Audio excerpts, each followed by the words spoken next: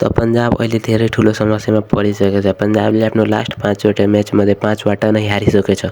Back to back 5 वटा match हार्नुको कारण पन्जाबको लागि धेरै ठुलो समस्या भइसकेको छ। अब पन्जाबलाई आइपिएल टाइटल जित्न धेरै गाह्रो छ, किनभने पन्जाब अहिले 13 पोइन्ट छ र पन्जाबको मात्र 2 वटा म्याच बचेको छ, जसमध्ये एउटा टेबल टपर आरसीबीसँग छ भने अर्को एलएसजीसँग छ।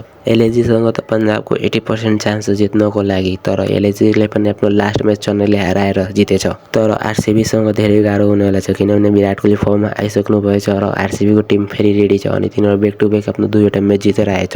यदि पन्जाबले आफ्नो 2टै म्याचबाट एउटा पनि हार्यो भने त्यो टप 2 को लागि क्वालिफाई गर्न सक्दैन र टप 2 मा हुँदैन भने उनीहरूलाई 3 वटा म्याच खेल्नुपर्छ। पहिला क्वालिफायर 2, त्यसपछि सेमी फाइनल अनि त्यसपछि गएर फाइनल। अनि यो अलमोस्ट इम्पोसिबल छ कि यो 3 वटा म्याच खेलेर गएर आइपिएल जित्नु, किनभने पन्जाबको अहिले पुरै आउट अफ फर्ममा छ। बोलिङ एकदम नराम्रो रहेछ पन्जाबको, जसको कारण पन्जाबले आफ्नो सबै म्याच हारेछ। सबै म्याचमा एउटै चिज कमन छ कि बोलिङले डिफेन्ड गर्न सकेको छैन। आरसीबी भर्सेस पन्जाब भोलि नै छ। तपाईले के लाग्छ, को जित्छ, आरसीबी कि पन्जाब?